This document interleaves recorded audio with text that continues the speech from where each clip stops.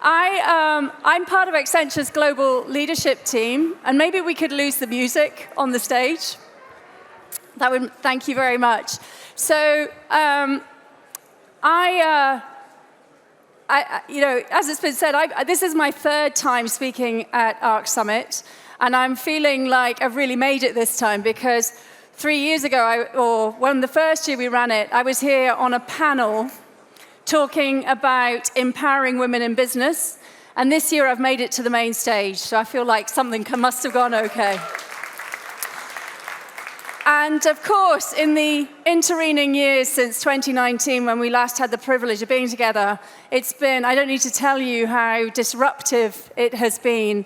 And we've seen not only a transformation in healthcare and the way we were prepared to accept healthcare and a visit from a doctor via a video screen, but we've seen massive disruption in global supply chains, in manufacturing, and in all kinds of spaces in the way that we work and live. And what we see is we've been doing some research at Accenture, and during this last 3 or 4 years, we've seen this massive uptick in the pace of transformation and in the need to really drive at pace that scale and that reinvention. And we call this compressed transformation because the clients that we're working with, Accenture itself, we're having to go through transformation faster than ever before to keep our employees happy, to keep our customers happy, and to be able to deliver the types of services. The minister earlier talked about the need to drive sustainability. And the thing that's really interesting to me about that is I actually completely believe it's about the sum of all the measures he talked about, and technology is part of the enabler around this. And I want to tell a story about a client who we work with in Brazil, Enel Utilities. And they deal in sustainable energy, hydro, solar, wind. And what we've done working with them is, and using a whole load of connected devices, is we have helped them to really harvest a huge amount of data through the devices. And using applied intelligence and machine learning, they now are able to have a higher level of productivity of sustainable energy. They can predict the problems, they can predict the power output, and they can monitor it and monitor the way they drive their storage, and makes that more efficient, and it means they have more consistency in the way they're producing power. And it's a really great example of how we've working together, technology into the sustainability space to drive really different outcomes. And this particular story happened during lockdown, during a pandemic. And our ability as people to rotate quickly is, I think, key to this whole story. But it was also about the things that happened during the pandemic which drove change. And one of the things, globally, I look after Accenture's key enterprise partner relationships, the relationships with the likes of Microsoft, Salesforce, SAP, Oracle.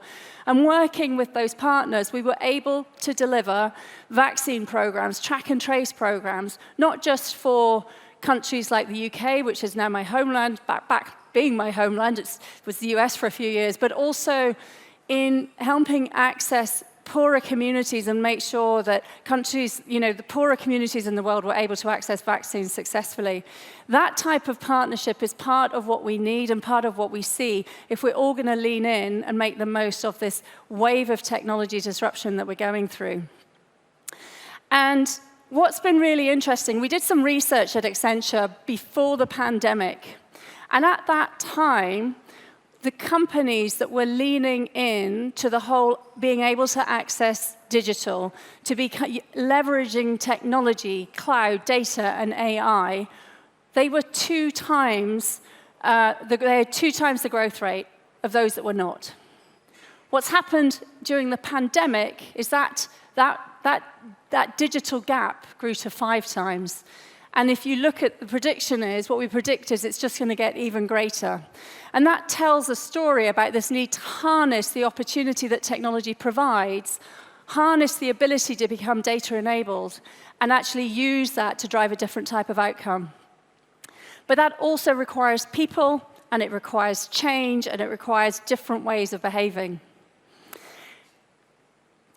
So when we think about all of this at Accenture, we think about 5 forces that we think people need to lean into to really access the opportunity that's sitting in the next decade. And when we think about this, it's about really thinking about the opportunity that sits today, and we talk about that through total enterprise reinvention. And we're seeing a huge number of clients who are driving transformation through multiple areas of their enterprise simultaneously. You don't have to go back very far, and you might see the CFO drive some change through finance. You might see supply chain or the customer experience driving it. And now what we're seeing is we're seeing these things happen in parallel, and this reinvention of enterprises to be more digitally enabled, to have that whole technology at the core, but to also think about how they can serve customers differently, whether it's in the B2C or the B2B space. This is really a key component of tapping into what's available today. The second thing is talent, and all that we need to do around talent. The third, sustainability. The fourth is around metaverse. And the fifth is really looking to the future and making sure we've got an eye on what's coming around the corner. So I've spoken a little bit about this Force 1. Force 1, this total enterprise reinvention. We see clients managing this today. We have a client in South America who's really reinvented the way they're doing car manufacturing by putting devices across all of their production line, using the whole digital manufacturing approach, using edge device to change what's going on today, changing their practices. But what it's doing is it's driving huge efficiencies into how they work. That whole piece only works because at the same time they were going through a transformation around supply chain. And what it's doing is it's driving their efficiencies, it's reducing number of errors, because welding errors are being identified at the point that they're occurring by the devices, by the cameras, and then using continual learning through AI, they can be resolved. Look at the other end of the scale, and you look at somebody like CVS Health in North America. They wanted to be able to access and send over 500 million customer communications, and they all needed to be personalized, and they wanted to tell people about vaccine availability, about test availability, and any number of things that then are related to that individual person's health and the care experience. And working with them we can create these very personalized experiences through using data and AI in the way they access marketing. If we talk about talent, historically, we've all thought about talent as we've been talent consumers. And we might be very proud about taking some entry-level people and skilling them up. But organizations today, we need to become talent creators as well. And we need to think about this in a very different way from how we have in the past. I'm very proud of a fact. I used to run technology for Accenture in the UK and Ireland, and we started 10 years ago. I inherited the program, so I can't take the credit. This notion of apprenticeships working with the UK government. We now run our apprenticeship program across a number of our geographies, including the US.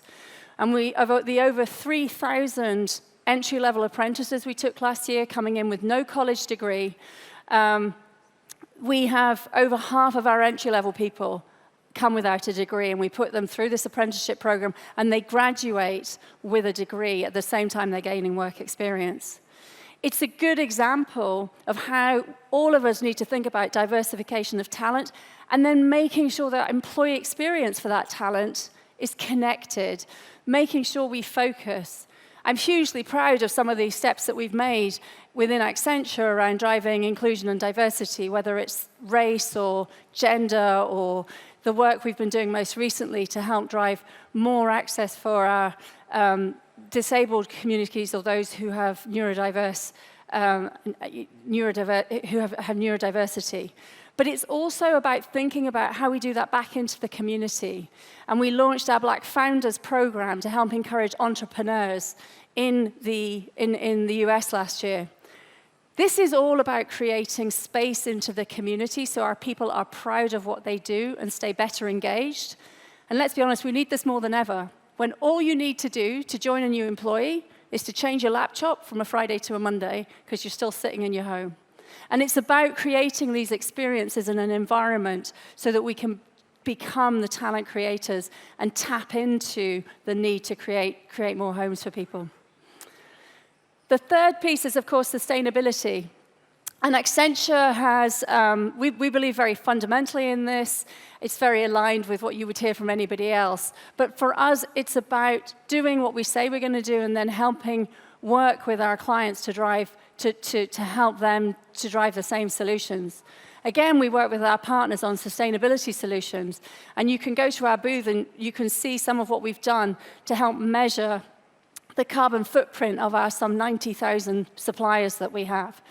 I had lunch with Ninian yesterday, and he was sharing a similar program that they run here. This is what we all need to be doing as we think about how do we manage energy transition, how do we think about being more environmental, but also how do we marry through on those other issues around the sustainable development goals around human rights and governance around that. So the fourth force is the metaverse. And when we think about the metaverse, we think about Web 3.0. And Accenture produces something called the Tech Vision every year. And back in 2013, the Tech Vision said, every company needs to be a digital company. And it was quite a bold statement at the time. There was a lot of people who thought we were a bit crazy.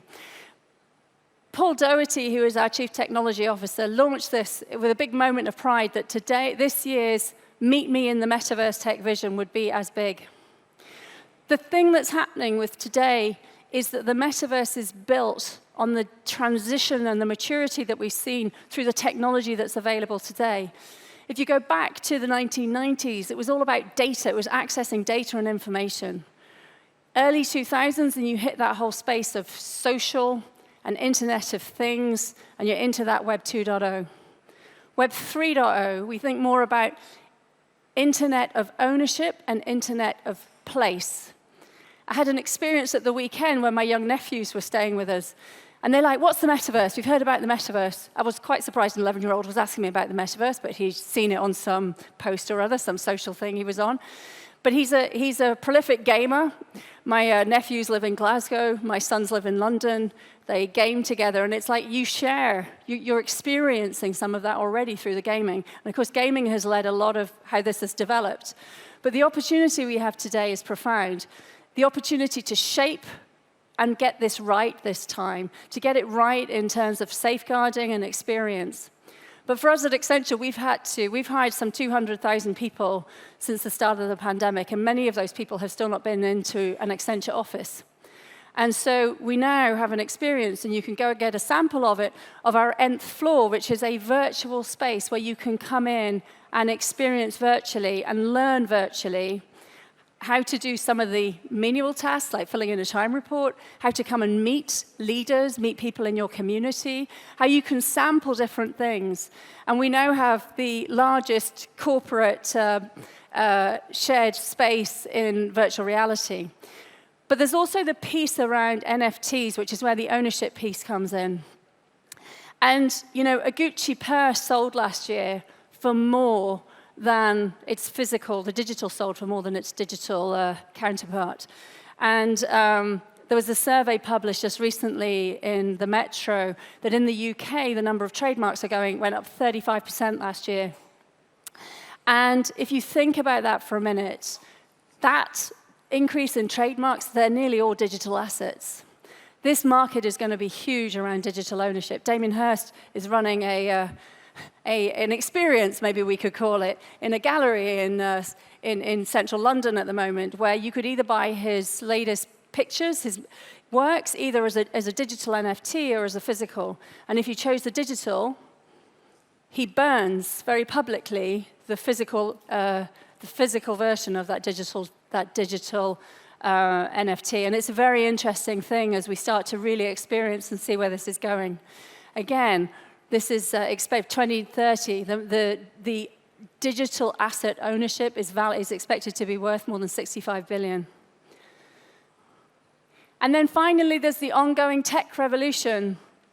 If digital is where we are today, and that force one is about harnessing it, then we think about where, looking around the corner and what's coming, that next space around compute, moving from silicon to quantum, moving, and all that brings, 150 times faster, $65 billion of value by 2025. That's pretty soon, right?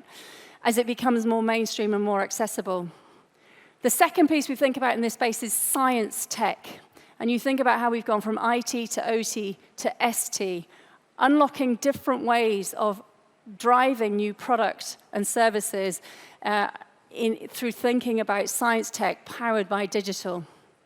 And finally, of course, it's about the next frontier in space tech. And you can go and explore more of that here. But space tech by 2040 is expected to be worth over $1 trillion. And this is where we need to be looking. And we like to keep a foot in tomorrow as well as a foot in today. And the reason we've been able to scale the metaverse so quickly is because we've been doing research around the metaverse for over 10 years. So that's sort of how we think about the way to harness everything that's going on. So I just want to close out with then, how do we innovate? There's a lot of innovation around all of this, but how do we innovate for society? And there's a few things there's a few things that we do, but I also want to share a couple of stories. You know, Accenture's Global Skills to Succeed program, we've now skilled over 50 million people globally. And I feel very proud about that, helping people access work, and go through all kinds of experience, from learning how to sit through an interview to learning real skills about how to leverage some of the tools that we all take for granted. But perhaps the program I'm most proud of is the work we've done around what we call Tech for Good. And we do outreach work, we drive change within communities. And at the start of the pandemic, my role at the time was to look after our global relationship with Microsoft. And we had literally just, signed an agreement with them to go co-create in this whole space around Tech for Good. And we went into it was with our teams in India, and we were using what we called our Accenture Lab space in our innovation hub there. And at the time, some of you who know India better will know that there are these super kitchens, and these super kitchens will produce 15,000, 20,000 school dinners for children every day, and they will make sure that children in the poorest of communities get a hot meal every day. Well, the schools closed, and the kitchens had to close because the kitchens couldn't work out how they could maintain safety standards in a world of COVID. And our engineers, working with our friends from Microsoft, they worked out, and they put in a series of pretty straightforward device and camera technologies to monitor the kitchens, to allow them to reopen, to then allow them to keep feeding the children and giving them a hot meal every day.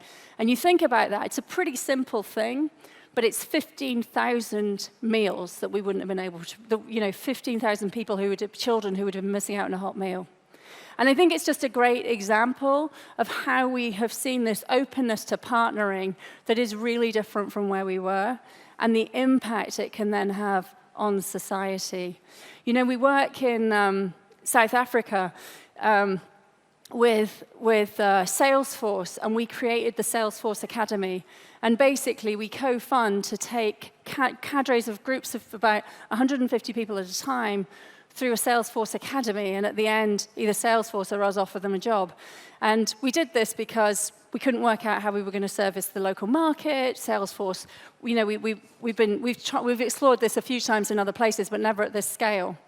And we're now on to our fourth cadre of people, and we have clients now asking if they could also invest in this program and offer roles to those people. This is what I'm talking about, how we can impact society, we can innovate in how we work.